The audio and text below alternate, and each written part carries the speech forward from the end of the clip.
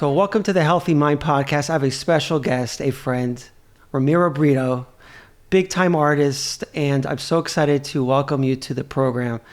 I just want to let you know how important you are to my family's life, my kids' life. I just want people to understand that you did portraits of my whole entire family. It started from my parents, my grandmother, my 3 kids' bar mitzvahs. Yeah.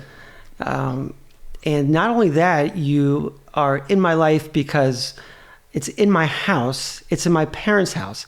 When I get to the airport, I see you. When I get back from the airport, I see you. When I go shopping, I see you. You are around me all the time in my life.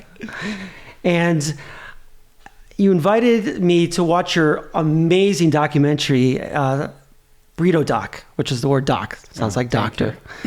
And I really think that your art is medicine. It's healing. It really is. And it's really healing to me and my family. And I am so excited for you to be here. Thank you. No, thank you so much to be here.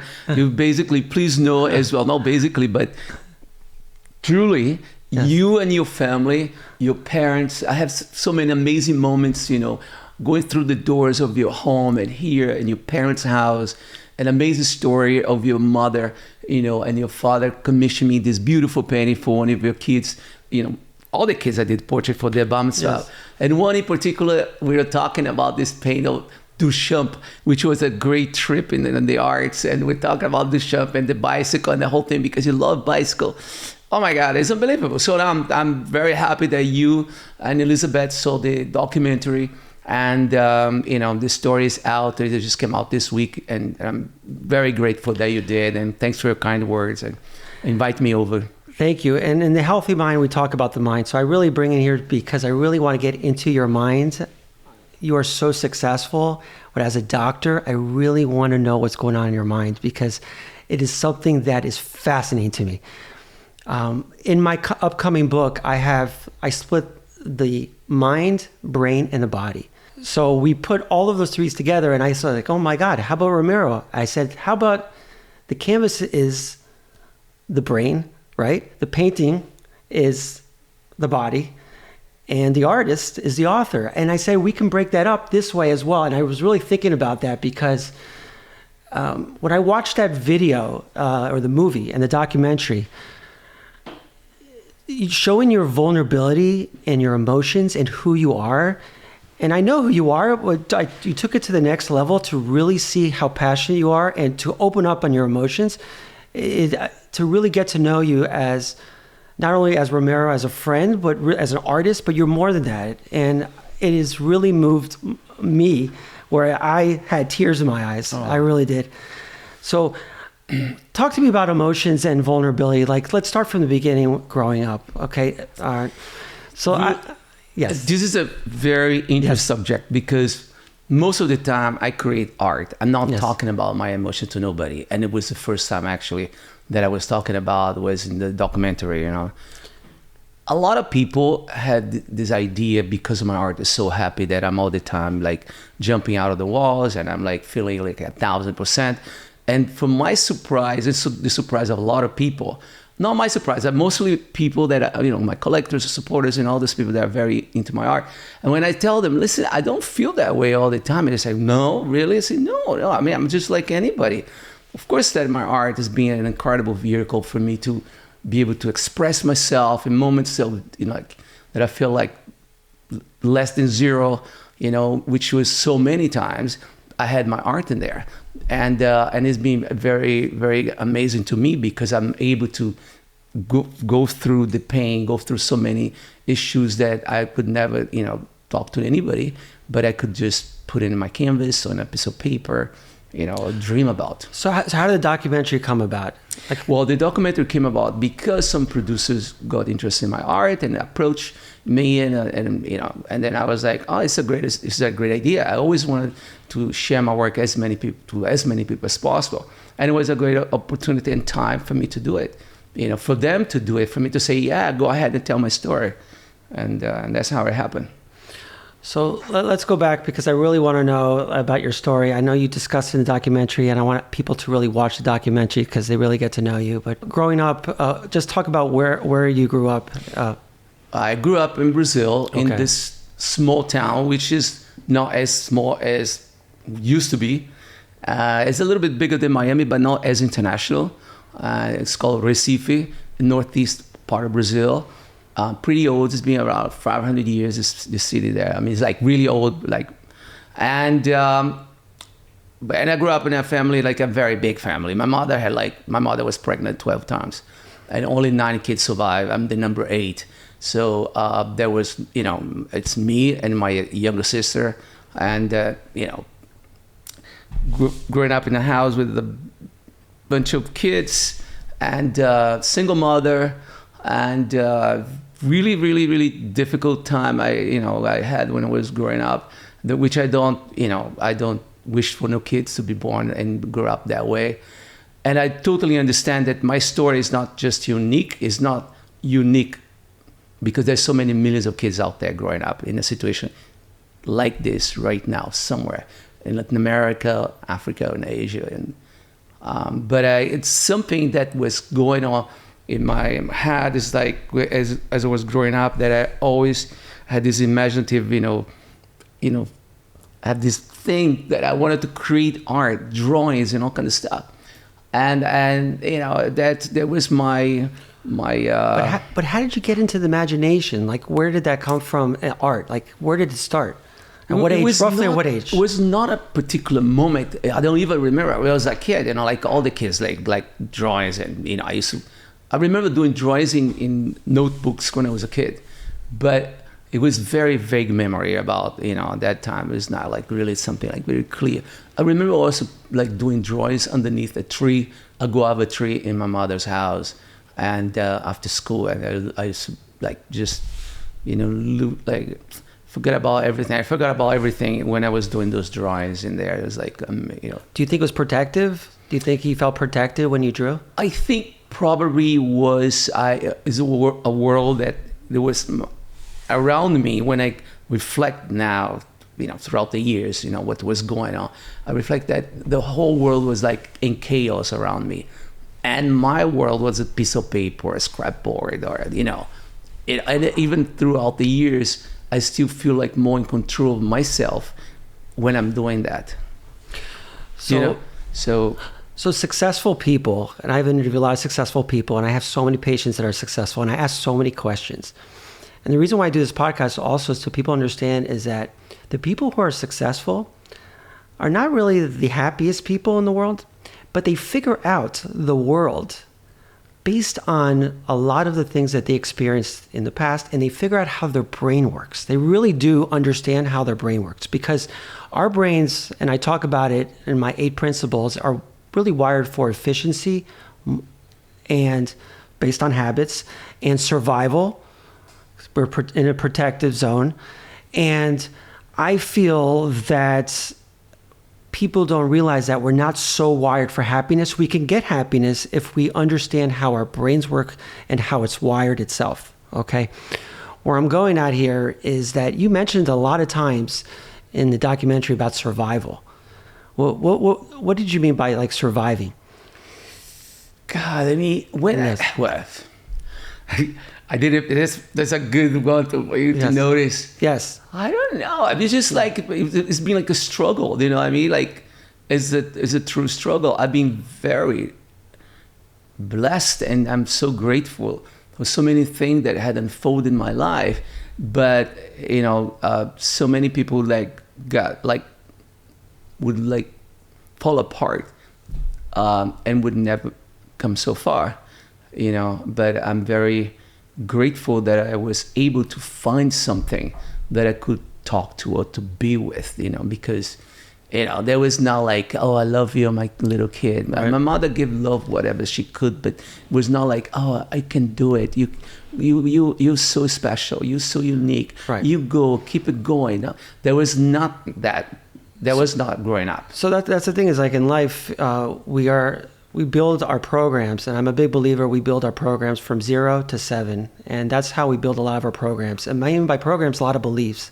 And one of the beliefs that I see a lot is that I'm not loved enough or I'm not good enough. And we spend most of our life looking in this perspective of why we're not loved enough, or why we're not good enough. And people can look at you and say, look, you got everything in the world. But inside, if your parents were not there, or if you had a father that was not there. But then on the other hand, if your father was there, I don't know if you would be in the same place you are now, so successful. I think that made you drive to be who you are. Don't you feel that is somehow... Yeah, it's the blessing and the curse. It's the blessing when you have all the love in the world, and then you may grow and be like a happy person without no pain or anything, and but there's a lot of people that grow up without no love, and they're not able to accomplish so much but it's not like necessary. I don't know, but you know more because you're a doctor. You studied the brain. I don't know more. I don't know that I'm a doctor, but I can tell you that a lot of us build a character of victimization, and we become a victim of the world, and those people are brought down. You fueled yourself in a way that patterned and put yourself in such a success based on a lot of your beliefs. And I feel, because I see it generation for all the patients I see, that typically when a father abandons a child or a father's not there, it's replicated as over and over again. You decided to be so close with your son. You decided, say, I'm not going to be like that. Right. Is that correct? Yeah. And then you chose paintings that are in happiness and joy. Is that correct? Not. Yeah. I didn't want to repeat it. Like, what I've seen or what I saw in the news or the papers, or never want to do that. No. But when you draw a better picture. When you're drawing. And I want to get in your mind because this is something fascinating. I can't wait to see that. Is that you people think the brain for drawing is the right hemisphere, but it's actually the left hemisphere, and what they call the prefrontal cortex is precision. But you also need this limbic system, which is called your emotional brain, that brings all the emotions into it. Do you paint and draw based on emotion, memory, what is, like, how do you, like, an empty canvas, empty canvas is more emotion. It's emotion. Yes. Yeah, if I'm happy, I paint. If I'm unhappy, I paint even more. So if I'm unhappy, it's like, yes, I do, yes. So it's interesting because painting is what they call positive reinforcement. It makes you feel good. Negative reinforcement, painting, you're avoiding some of the thoughts that are going on in your head. Right? Is that correct? So there's a two-way, what we call habits. What makes you different from all the artists based on habits? Because I talk about efficiency. What are your habits?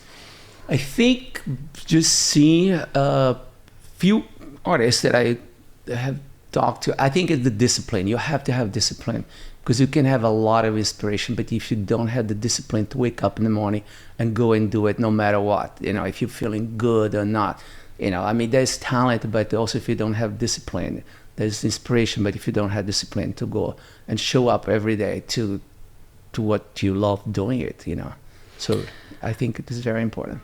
That's amazing. So one of the things that fascinates me too is that, you're so colorful. Everything's colorful. Everything is positive. Everything about you, even your look, everything about you. When I see you, it's like positivity that's coming into our lives itself. So what I was going to say is that, do you feel, and this is what I want to get into, do you feel that you actually bring positivity in people? Do you realize it? That's one thing that I'm so inside this picture that when people come to me, or, like the other day I was in Washington and I was at the Lincoln Memorial and this woman saw me with her kids and she come to me and she started crying. I was like, oh my God. It was like, I couldn't believe, it happened, but I don't keep thinking about that. Do you know what I mean? I just go to my studio. I'm in my bubble. I go to my studio. I have my everyday, my routine. And, I'm not, I think people see more from the outside. You can see more. You can, than myself, because I'm like, waking up in the morning. I have my issues, my things, so. So I'm inside, I'm leaving the moment, you know, I'm not like... You live in the moment. I'm living the moment. You live in the moment. A lot of people, you can see more from the outside. See from the inside. Yeah, because it's interesting because people look at you and it's like, they'll be shocked a little bit about the documentary of just the passion and all the experiences and everything that's gone through you, that it seems like you said that they think that you're positive and happy all the time, walking around being happy all the time. Yeah. And there's definitely a lot of fear. Is that correct? Yeah, there's lots of fear. Yes. Every time, you know, something happened amazing, I'm like, oh my God. Or, you know, I used to want the whole time, you know, like if you experience something spectacular, you didn't want that moment to stop. You wanted to just freeze in time, you know, and then I realized that I can't, you know, freeze time. You know, I had to, like, tomorrow is going to become me. If you have pain today and tomorrow, only time, you know, time heals everything, you know, and the world keep it going. So, you know, my father, and my father is somebody, I'll be open about that is constantly moving. And I feel that I was wired at some element of that I really work on every day, like you said, is slowing down time. I feel like life, what I call is like a remote control. I really want to pause at time. And that's the key with being mindful, is being in the present moment, slowing down time so you really enjoy time. Yeah. Because to my patients, when I see the time, it's fast forward all the way towards the end of life where they say, I couldn't have done this, I could have done that. You're a young guy. I mean, thank you. Well, the thing is, you really act young, feel young. Do you feel that you're young because you act young, you feel young, or do you feel that you're your age because you've accomplished so much in your life? How do you stay young or feel young? God, I mean, it's a question I ask myself too, because I just realized I'm not so young when I meet people my age. And I was like, oh my God, or somebody younger than me, and looks like, oh God, I mean, what happened? It's like, I don't feel this way, you know what I mean? I just don't. And well, I mean, I wake up in the morning, I have a place to go, you know, and I love what I do. I love music, and I like to be around nice people. You know, I like to be around smart people. I mean, I like to meet all kind of people, but it's so nice when you have a nice conversation. You know, it's really like inspiring. I love it. This is what got me in one of your documentaries. You know, when it comes to using your mind and being successful, so a lot of people have goals. Like, I want to be the biggest artist of all time, or whatever it is, right? You can have a goal, but you need an intention. You need to set an intention with specifics of how to get to that goal. I noticed that when you left Brazil and then you were talking about your struggles here in Miami, and then you got your break at the Mayfair, I feel like when you embody manifestation, when you embody what it's like to be who you want to be, surround yourself with people that have wealth, feel the wealth, you know, be in the people's houses, and getting there, your brain starts to pay attention to it, and then it starts to wire itself to get to that goal. You can't just say, I'm going to get there without embodying it, being it, feeling it with all your senses, taste, smell. Do you feel like when you were in the Mayfair and you started seeing all these people coming in, how did you know or did you feel that you were going to get there? Well, yes. Listen, yes. I do believe that it's really important for a young person or anybody to be around, you know, good people, nice places, you know, places that or situation that can inspire you to do better, you know, because then you realize it's like, I can do that myself, you know, like it's just like I can go north as well. Everybody's going north. And I think, you know, in my case, I've been very blessed because it looks like, you know, I felt throughout the years that I felt like I had a compass in a way to meet so many incredible people, you know, that has been so wonderful to me. Not they give things to me, but they be inspiration for myself and for my art. And one thing like go through to another, you know, it's just, I remember now a story about an ambassador of US in London, and she was telling me that she decided about one day bringing kids from different areas of surrounding London to see where the ambassador of US lives. And the house of the ambassador of US in London is like one of the biggest one after Buckingham Palace. And a lot of people ask her, why are you doing that? Those kids are not going to understand. And she said, those kids need to know there's another life. It's really important. It's not like a shock, a culture shock, but an idea that you can, things can happen. And there's another world out there than your world. And I want to bring back to the subconscious because you just brought up the kids, and I feel like you relate a lot to kids. And I think the reason why is imagination. And we're told when we're young, and when we play, like when we're young, girls play with dolls, soldiers, boys, and we talk to ourselves in imagination. And then as you get older, the imagination changes because I don't know if it's acceptable. The subconscious brain, which is also part of this, what I was talking about, is that when you open up your brain to imagination, you're really opening up yourself and you're really allowing yourself just to go, right? Do you feel that you have a different imagination than the average person? God, I don't know if I can have such assumption, maybe you as a doctor, but I definitely many times I ask myself, oh my God, this person cannot see that's there right there in front of you. And sometimes people can't. But, I'm not saying I'm there, but I definitely, I don't want to assume that I'm, but because the world is different the way I look at the world versus the way you look at the world. Yeah. Forget the beliefs, the perspectives, and all of these things. But I feel like mindful and being aware of certain things, do you feel you pay attention? As an artist, you do. I pay attention to everything. I'm trying to not do as much because it was very tedious to go to a place and say, I could do this way, I could do that way, I could handle this way, or I could myself, I would be like a picture in my head, or I could have done this way, or I could have said this way. And I'm trying myself not to do that throughout the years. I'm doing much better because I used to put like a movie in my head, like after the fact. After the fact. I was like, I could have done much better. Or in the end of the day, I've done so much. And I would say, oh, I could have done even more. I could have done more. And then I start realizing there's not the amount, but the quality of what you do.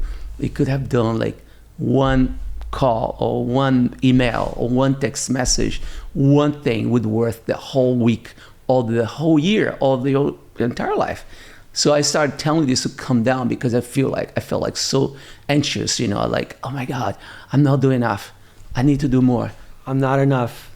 You see the belief? I'm not enough. You see, and that's the thing is that you're becoming mindful, aware of the programs, you're bringing it back and you're changing your life and you're understanding consciously. Because that's the whole thing is that a lot of people go through life based on a belief, they act a certain way, and then finally they start noticing and be like, wait, what is this? And then they go back and change it. Right. But the other day I was reading somewhere, and I cannot go that deep because probably you know more. You know more than I do. That most of our decisions are done by our subconscious. Yes. And then we don't realize. And sometimes people are like, but it was done already. It's just the subconscious. And that's one of the principles is that we're learning and predicting machines. We learn and predict. Even emotions are learned from the past, and they just act just subconsciously. Right. And you'll do the same thing over and over again until you become aware of it. So let me ask you about your brain with painting, because I really want to jump inside the mind and brain. And the brain works on habits and efficiency and patterns, and we do the same patterns. Are the patterns just going like just without even sometimes an autopilot? Like, how are you painting on an empty canvas? Like what is going through your mind and brain? Because I really want to know. Well, yes. when I go to my studio, I have so many ideas. The biggest challenge that I have is the time to do all the ideas, because ideas keep going in my head like nonstop. And then I do a lot of drawings. I do so many drawings because the drawings is a sketch of the idea, but then you have to finish that. If it's going to be a big painting, if it's a sculpture, and then that takes a long more time. Actually, during the pandemic, I finished artwork that I started 10 years ago because there's no time to finish. I'm so busy, right? So I don't lack ideas. It's a lot time to create everything. Okay, so that's a question I have also. I'm going to jump a little bit back and forth. When they look at your life and how much you've created and all the things you're doing, where do you find the time? Well, because I'm very disciplined. I go to paint every day. Is there a particular... It's not like I go once in a while when I feel I'm not. If I feel like terrible, I'm there. Is there a particular time where you feel that you're most creative, where you paint the most at a certain time?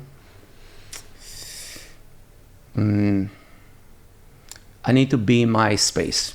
Your space. If in my studio, it's so much easier. I did paint throughout the years. When I travel, I go to a hotel. If I'm going to stay many days, I end up going to a store, buying art supplies, and then I stay the whole night painting in that hotel room. I've done that. Instead to be traveling back and forth to US. So I've done that. But I think it's so much better when you are in your own habitat, in your own space where you feel comfortable, you feel like calm, and you have everything. It's like, I can imagine you as a doctor doing an operation, somebody, in a grass or like in a grassy area, like in the middle of in the street, so. But you have your safety and your security and place. My paint is out there. I have the story in my studio. It's very important that, for somebody to find a place that you can be yourself. I also liked the documentary where you were talking about how, in the business sense of it, like you were saying you wanted to trust somebody to help run your business, and finally you found somebody. And so you can paint. As a doctor, I want to just practice medicine. I just want to go see a patient and not worry about lawyers and charts and the insurances. I just want to be a doctor. Right. Let me ask you a question about identity. You said also, you mentioned that without painting, basically, you might as well not live to a certain or something like that. But let me ask you a question. Do you identify yourself, besides, let's move the artist away. Can you identify yourself as somebody else?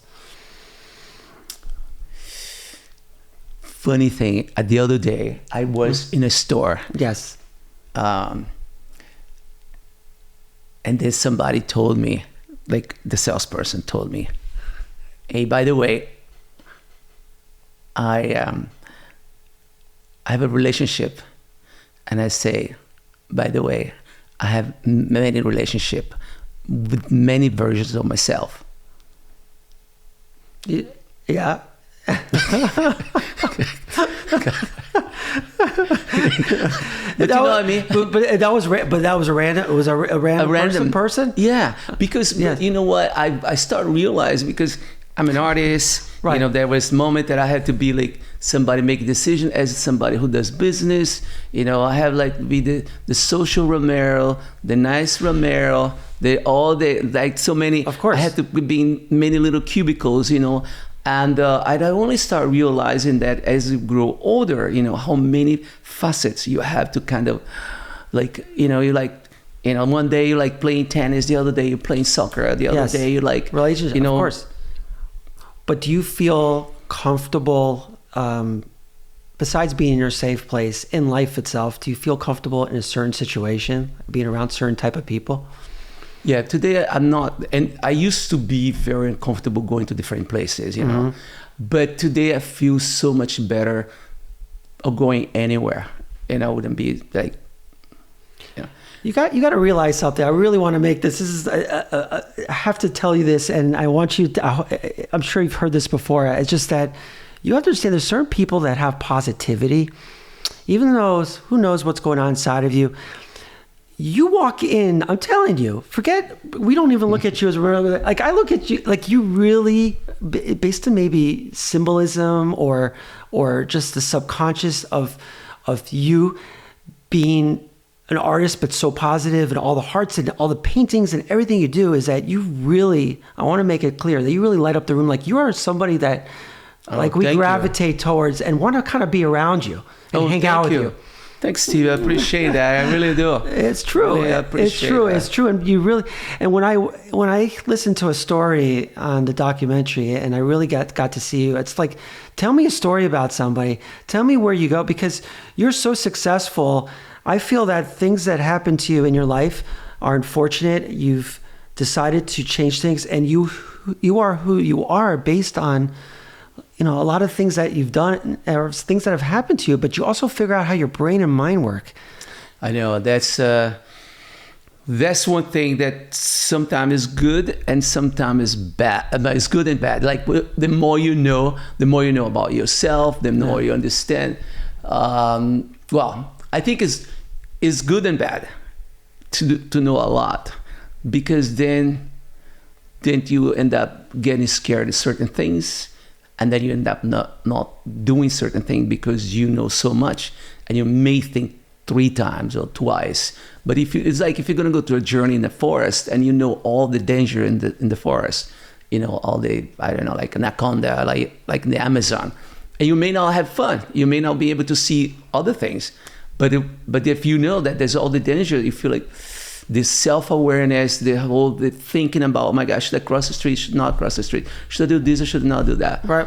And in my case, in my work, it's like I also didn't have nobody to talk to, so I didn't have to be like responding to nobody. You know what I mean? Like everything that I've done, I didn't have my mother, I didn't have my father there. I did a lot of decisions on myself, on my own. Lots of decision. That's amazing. And I did a lot of great stuff, but I did mistakes too, and I had to pay for those mistakes as well. Well, people don't realize that in order to grow, you have to fail, and you have to learn from your failures, and you just keep on growing and learning and growing. You're the most licensed, like at the end, most licensed artist in the world.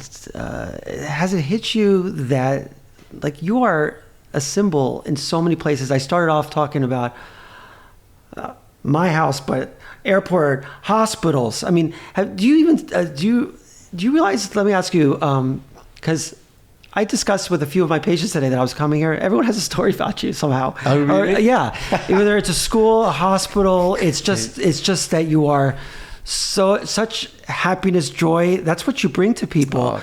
Thank you. So the question is that, do you ever like lay back and just take this all in? I mean, what's going through your mind? Oh yeah. Sometimes it happened. No, sometimes I stop and say, God, I can't believe this happened.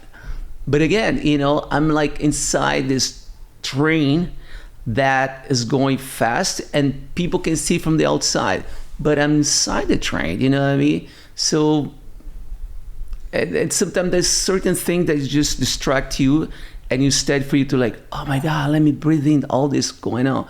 And you just like, and then you're like, oh my God, did it really happen? And then later on, But I think, again, people can see more from the outside, the picture from the outside, because I'm every day creating that detail. And sometimes I do look from far away, it's like, oh wow, it looks amazing. But then I'm start all over something new, and then, that moment in there. But I'm really, the past few years, I'm trying to make the time to do that, to want to walk into my studio when I drive to there. I was like, oh my God, I cannot believe I'm going to this place to paint. It's all about my art. I never dream about that. And that's the thing, is that being mindful is just to like sit back and really, less hard on yourself, more on the positivity. And I just think that people don't realize, I feel like as we get older, we start to recognize it more because time starts going faster. Yeah. I talk about, one of my patients told me life's like a toilet paper. It speeds up at the end. Right. So I'm like, whoa. So let's slow down time and enjoy time. Yes, no, it's very important. It's one of the unfortunate things that we definitely could enjoy our lives so much better if we knew also, right? If we knew better, but But you're really, but I also think you're very successful on like we talked briefly about habits. You talk about discipline, but it's a lot of habits of really getting, because you have some element of perfectionism, and you also have some element where you put some stress, I guess, on you as far as being better.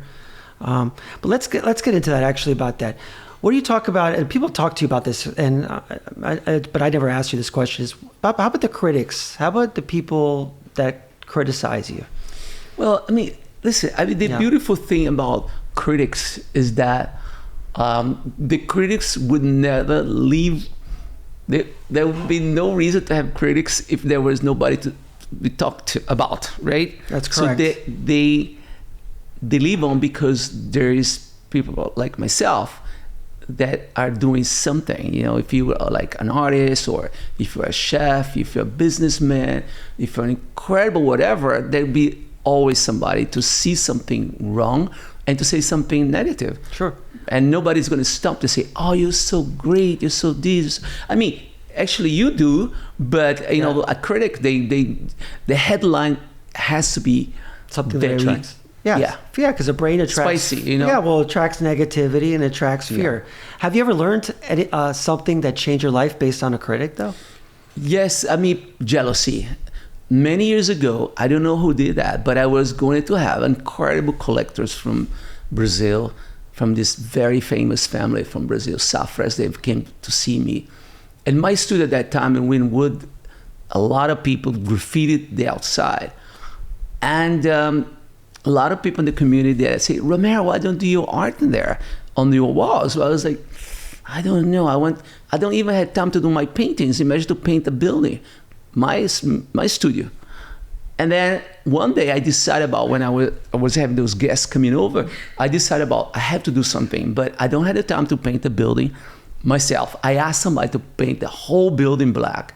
And I ordered huge stickers of flowers, hearts. It looked so amazing after the fact. Mm-hmm. And one night, the whole day the thing was beautiful. Somebody during the night decided about spraying, it was not really a graffiti, spraying all over my art. And next day I was like, God, I mean, how can somebody do this? It was so nice, so clean. It's like, and I was so upset. I went to Home Depot and I bought so many, like rollers and spray paint. And then I started putting message myself in there: respect, art for everyone.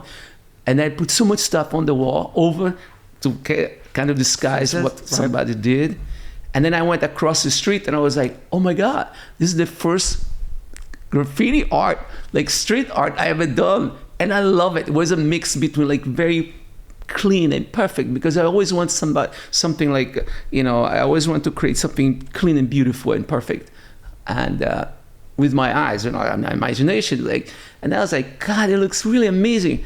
And I photographed, and I decided about doing a print, and I called the studio, and I did 1,000 prints. We sold so fast and I realized the perfect that I always wanted to create, and the imperfect, they mixed both together. And whoever did that did the best thing for me. It really was incredible. I do hear what people say. I don't pay a lot of attention, but I do hear. And if there's something there, I say, okay, all right, but I don't waste my time reading what people say. Here and there I read, but I don't keep reading all the reviews, everything that people write about me. You've traveled a lot, I'm sure. You've been around a lot. What place in the world do you feel that is maybe connects with you the most? Well, there is a country that I love very much because I have a story. And the story is that when I was a kid, my sister and I, we met this family from England. And this family was the first time, and I did not realize until I was much older why I loved so much going to their house. Is because not only because of the house, how beautiful it was, but the dynamic of family, the mom, the dad, the dog, the kids, everything was perfect, the house and everything. There was this whole thing that for me was like unknown, And because of this family, I developed this appreciation for the country, England, and throughout the years, I did so many amazing things in there, from created the largest art sculpture in Hyde Park. It was a temporary installation. I don't know if you've ever seen that. Yes, absolutely. And so many amazing moments in there, like, you know, being in the board, the foundation of the King of England, you know, and going to amazing events with the royal family. You know, my studio, I have things that the King have gave it to me as gifts, and I have notes from him and everything. So amazing moments. So England for me has been always very special. What was the best advice you ever got from somebody that could be famous? Did anybody give you any advice that changed your life? Oh, I have many stories, but one that's really special is what actually was a doctor who gave it to me, this advice. And his name was Sanford Ziff from Miami. I'm sure you knew because you're from Miami. Right. So one day I'm going to Homestead because you know, he bought some properties in there, and it was him and Dolores, and I'm in the car with him, and you know, I always admire him because he did so much, you know, with his career with Sunglass Hut. And I was like, can you tell me something that could be helpful to me as an artist? And he told me, Romero, when I was a young doctor and I opened my first kiosk in Dataland Mall, if there was nobody in front of me, I always went to the side of the customer. And I thought, it makes all the sense. If there's nobody in front of you, you go to the other side. You understand? Yeah, of course I do. Yes. So for me, I never forgot about that. You know, it's like, don't just be stuck in there. You go to the other side, and if somebody come to you, you go to the other side to keep it going around and around. You know, so that's great advice, and I agree with that. And there's a lot of ways you can even look at that itself. So we're going to go back to the empty canvas, and you've painted family members, you've painted a lot of people, famous people. When you're looking at the canvas and a specific portrait of a person or a character, just take us. I want to get in that brain of Romero Britto. I really want to know it. I just want to crawl in there, and I want to crawl in there and be like, okay, what's going on? Because I still want to know. To me, I wouldn't even know where to start. Obviously, I want to know just how do you start? What's going through your mind? I really want to get in that brain and mind of yours. Well, first of all, you have to see the characteristic of the person. You know, like, you know, the hair, their nose. You know, like the facial, you know, expression. I also like the idea of asking what color those people like. You know, because a lot of time, there's some collectors that they have a particular color that they like or they don't, and I don't want to create anything that somebody will look at and feel like, oh, I don't like orange, or I don't like whatever, you know what I mean? So yeah, it's the nicer the person, the easier the portrait comes up, you know, the nicer the person, you know, and so it's much easier to paint somebody that's very nice than to paint somebody that's not very nice. And I've been very lucky that most of the people that I did create portraits are people that I had met, and they're very nice to me as well. So some of it comes naturally, like what's going through your brain? Is it something like an image or a symbol pops up and you put a symbol? Like, how does it? Well, I mean, the number one is that I don't do portrait like a long time ago artists used to do. I only did one portrait of one person that used to come to my studio to sit. Okay. And for me to see her. Okay. And she used to bring wines and food, and you know, that was a whole thing. It was the only portrait I ever did was like this. It was a portrait actually of Dolores Ziff. Oh, because she used to come over there, and one day she brought Mickey Wolfson, you know, that the guy, Mickey Wolfson, a bunch of people, and I remember so well that she bring grapes and a tablecloth and food, and it was a whole afternoon. One day I say to myself, there's no more way I'm gonna have lunch, because this lunch there was one day that she came with Sanford, and we had lunch. It took like 4 hours. I was like, I can't do lunch that long, because then I cannot do my work. Anyway, but I do always from a photograph. Of course, when you meet somebody, like I did a portrait of your parents, right? You know, I met them, was really special. Your grandmother, the story, I was so inspired. So it's wonderful when you have a chance to meet somebody and you do a portrait of them. So I'll give you an interesting story. I have a younger patient who had, unfortunately, a brain tumor. It was located in the back of the brain called the fusiform gyrus area of the right hemisphere. That area controls, there's one area of the brain that actually is for facial recognition. It's like facial recognition software. And when they scooped the tumor out, they took part of that. And every time she sees me, I look different every time. It's called prosopagnosia. It's actually inability to recognize faces. So every time she sees me, by my voice and my tone, she can recognize what my face would look like. But every time she sees me, I look different. It's fascinating. Your brain must be, with facial recognition software, must be very, very... Now, when you're looking at somebody, because I'm getting into your brain again, okay, are you looking at it in very detail? A lot? Oh, yeah. Yes. No, and then when I see somebody, I was like, oh my God, like the other day I was in a fashion show in Rome. Yes. And I saw this guy walking by with a bunch of bodyguards from far away. Yeah. I was like, who's that guy? And then later on that it was a new ambassador for US to Italy. Fertitta. Okay. Fertitta. I own a lot of restaurants, Anyway, but then when I saw his face, now I definitely, when I see a face of somebody, it's like, I think we should hire you for airports, not only for your gallery, but we should hire you for facial recognition. Oh, no, my God. That would be a good one. Is there a particular artist that inspired you? Yes. I mean, throughout the years, there's different moments of artists that I like it. Like, for instance, there was a time that I still love it, this artist, but I was very into it, like Leonardo da Vinci, Michelangelo, Botticelli, and then later on, modern masters, Picasso, Leger, Matisse, and contemporary, like from Andy Warhol, from Keith Haring, and so many other ones, Jeff Koons, and I love. And in my apartment, I have so much art from other artists as well. I love it. I wake up in the morning and I have this beautiful little piece of Picasso that I look at in the morning.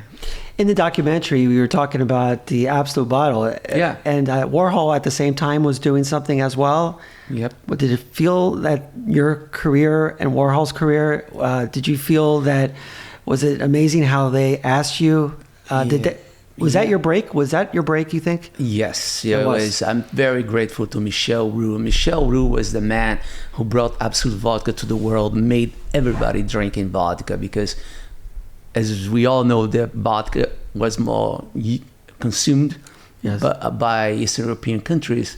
And then Michel Roux saw an opportunity here in the US, and he launched Absolute Vodka, and he asked Andy Warhol to create the first piece of art. Mm-hmm. And Andy Warhol did. And by the time that Michel Roux asked me to create a piece of art for the campaign, Absolute Vodka was selling billions already. And he told me, Romero, that there was a moment that the artist was more famous than the product. Now the product is more famous than any artist.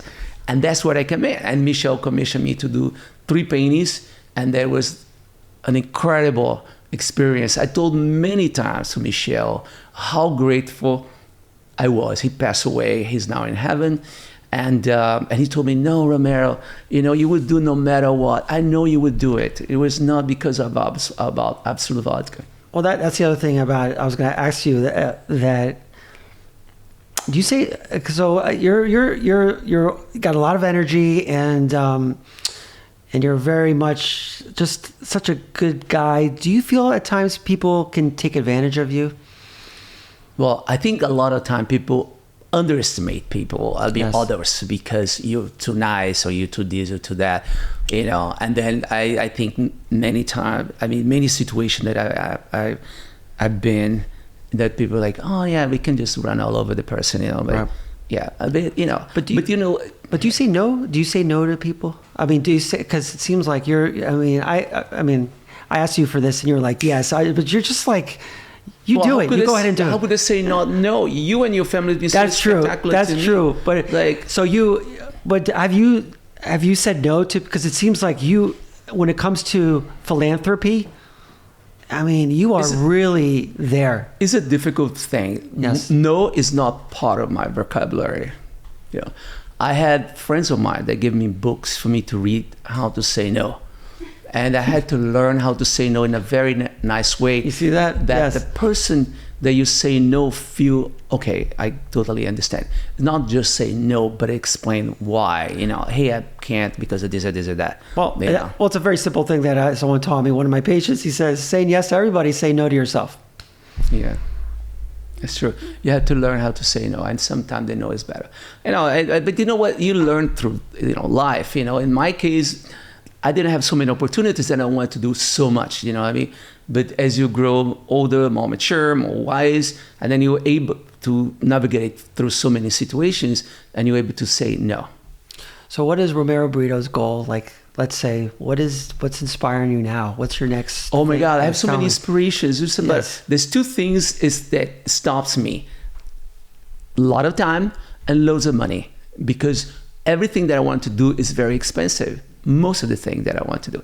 I want to open one day a place here in Miami that everybody could come and see it, because not everybody, are able to come and see my studio, because my studio is not open to the public, only guests or invitations, But one day I would like to do that, but it's going to be something spectacular. So one of the books sitting there is Carol Dweck talks about mindset. There's growth mindset and there's fixed mindset.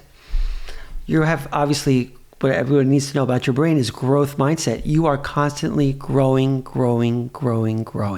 Is that correct? I definitely love the idea of not stop. There's no limit. I don't limit myself. Basically, I really don't.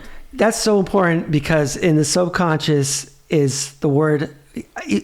We've done this interview now for almost an hour, and you have not mentioned the word work, because work people find is tedious. They're in survival mode. They don't enjoy work. Your work is actually pleasure, and you're enjoying it, and you're growing from it. And it's not work. And the word work, which I'm eliminating, is that it's only work if you say it's work. But one of the things you said was it's limitless. It's effortless. It's once you understand how the brain works, then you can just start expanding, because that's the thing is a lot of people give limits to us, or limits to things you do. And the things you're doing is just growing and growing and growing. Is that correct? Yeah. I think in the end of the day, there's so much opportunities out there, and they have to be open to it, and you have to work on that, and you can't just stop. You have to every day think about something new. But it's very important also to have a lot of projects all at the same time, because if you don't have things going, let's say there's a moment of no inspiration that moment, but you have already something going, and then you go and finish that, and then you start another one. So in the mind of Romero Britto, besides drawing and painting, what do you do in order to quiet your mind? What do you do that quiets your mind other than painting? Music. I love to listen to music. Yes, I love to listen to music. And what kind of music? All kind of music, as long as they're positive, happy, and they're nothing like, dramatic. Or it's like, I love positive things, and be around positive things, and be around amazing people, that can inspire me, so hang out with friends and things like that. The subconscious and positivity is, again, people don't realize that when you're negative, you really attract negative in the world. And when you hold things in, when you express it through art, or you express it through emotions, and you express it, it doesn't really come out in your body as much. Right. It actually, that is so important. So what you do is you're expressing it, but you're also showing a lot of joy and happiness in your art. I think that's so important. Don't you agree? No, totally, Yeah. totally. I think it's much easier if you have if you're around people or things that can bring you to another level of vibrational energy, like we talk so much about it. And then once you feel that, it's like, oh my God, this is the place I want to be. I feel good in here. I don't want to leave. You go to a restaurant, the food is great, everybody's so nice. You want to stay there. You're gonna go to whatever. You forget about the time. You're hanging out with somebody that's like unbelievable. It's just like the time. There's no time. I want to stay here. There you go. So so let's talk about a artist that is, because I see that you really are involved, obviously, in the community, and children or anybody that wants to go into art, what is, besides discipline that we talked about, what is maybe advice that you can give somebody that wants to get into art or be a successful artist? Well, I think number one is that you have to paint as much as possible. You cannot say you're a writer or you're a doctor if you don't go to the hospital and do an operation. Right. You only say you are one when you repeat many times. You know, I mean, the many operations, you see many patients, do many paintings, you write many books, you do a lot of movies. So you have to do as much as possible. And if you have this mindset that you're only gonna do for few pieces, we are in a world of so many billions of images and sounds, and for somebody to pay attention to one image for a couple seconds, you gotta be so special. Otherwise, you're gonna be totally immersed into this situation that you're like, oh my God, I don't remember the cover of Time magazine like 3 months ago. Or do you remember? Very few cover of magazine. Sure. You're gonna remember. Or headlines of papers or pictures that you stuck to your mind. It's like, oh my God, I remember that picture, the French kiss. So what you brought up a very good... Because not everybody can be frozen in time, or not anything can be frozen in time. Well, you discuss habits. Habits are repetition. Anything that... So the brain wants to conserve energy all the time. So it runs on autopilot. So the more you repeat something, it becomes a habit. And the subconscious wants to do that. So repetition over time, that is so important.